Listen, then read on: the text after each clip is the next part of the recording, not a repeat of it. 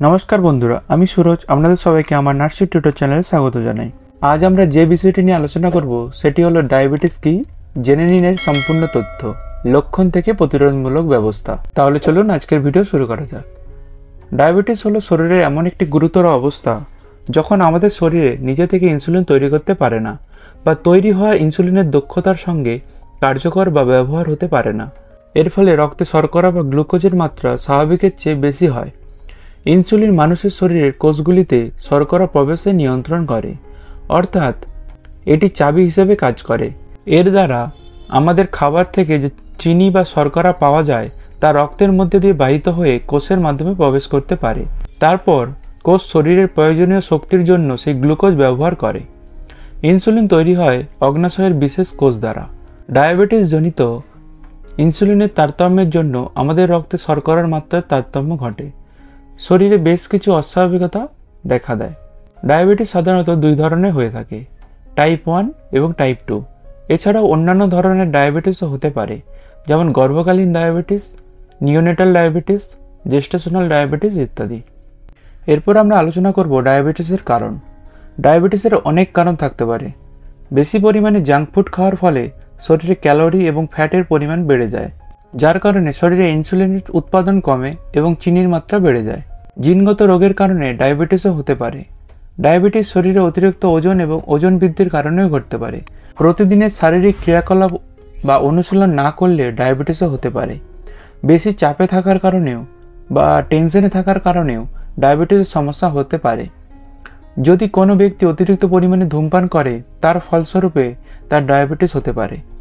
ডাক্তারের পরামর্শ ব্যতীত ভুল ওষুধ সেবনের কারণেও একাধিক ব্যক্তির ডায়াবেটিস দেখা গিয়েছে। ডায়াবেটিস হলো কোনো ব্যক্তির চা, কোল্ড ড্রিঙ্কস এবং মিষ্টি জাতীয় খাবার গ্রহণের ফলস্বরূপ। ডায়াবেটিস হলে যে লক্ষণগুলি লক্ষ্য করা যায় সেগুলি হলো ঘন ঘন খিদে লাগা, দুর্বল দৃষ্টিশক্তি, ক্লান্ত ও দুর্বল বোধ হওয়া, ঘন ঘন মূত্রত্যাগ, ত্বকের সংক্রমণ, চামড়া ফেটে যাওয়া, শুষ্ক ত্বক, শরীরের ওজন হ্রাস, ঘন ঘন তৃষ্ণা। এরপর আমরা যে বিষয়টি নিয়ে আলোচনা করব সেটি হলো ডায়াবেটিসকে কিভাবে প্রতিরোধ করা সম্ভব।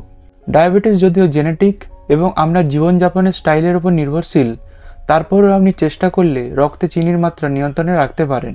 সেজন্য আপনাকে খাবার গ্রহণের বিষয়ে বিশেষভাবে সচেতন থাকতে হবে এবং আপনাকে হতে হবে অত্যন্ত সক্রিয় একজন মানুষ। খাদ্যাভ্যাস পরিবর্তনের মাধ্যমে ডায়াবেটিস নিয়ন্ত্রণে রাখা সম্ভব। প্রক্রিয়াজাত খাবার ও পানীয় এড়িয়ে চলতে হবে।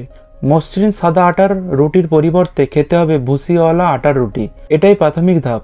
এড়িয়ে চলতে হবে হোয়াইট পান্তা, পেস্ট্রি, ফ্রিজ ড্রিঙ্কিং, চিনি জাতীয় পানীয়, মিষ্টি ইত্যাদি। আর স্বাস্থ্যকর খাবারের মধ্যে রয়েছে শাক সবজি, ফল, বিনস এবং মোটা দানার খাদ্যশস্য। একবেলা পেট ভরে না খেয়ে পরিমাণে অল্প অল্প করে বিরতি দিয়ে খাওয়া দরকার। শরীরচর্চা বা ব্যায়াম করার মাধ্যমে রক্তে চিনির মাত্রা কমিয়ে রাখা সম্ভব। চিকিৎসকরা বলেছেন প্রতি সপ্তাহে 2.5 ঘন্টার মতো ব্যায়াম করা দরকার। তার মধ্যে দ্রুত হাঁটা এবং সিঁড়ি বেয়ে ওঠাও রয়েছে। শারীরিকভাবে থাকতে হবে সক্রিয়। ওজন কম রাখলেও চিনির মাত্রা নিয়ন্ত্রণে রাখা যায়। যদি ওজন কমাতে হয় তাহলে সেটি ধীরে ধীরে কমাতে হবে, সপ্তাহে ½ কেজি থেকে 1 কেজি পর্যন্ত। ধূমপান পরিহার করাও জরুরি। নজর রাখতে হবে কোলেস্টেরলের মাত্রার উপর। এর মাত্রা বেশি হলে হৃদরোগের ঝুঁকি বেড়ে যায়। আশা করি আপনারা সবাই ভিডিওটি বুঝতে পেরেছেন। ভিডিওটি যদি ভালো লেগে থাকে তাহলে অবশ্যই লাইক করবেন, শেয়ার করবেন আমাদের বন্ধুদের সাথে এবং ভিডিওটি কেমন লাগলো অবশ্যই কমেন্ট করে জানাবেন। এরকম ভিডিও আরও পাওয়ার জন্য অবশ্যই আমার চ্যানেলটি সাবস্ক্রাইব করে বেল আইকনটি প্রেস করে রাখুন। ধন্যবাদ।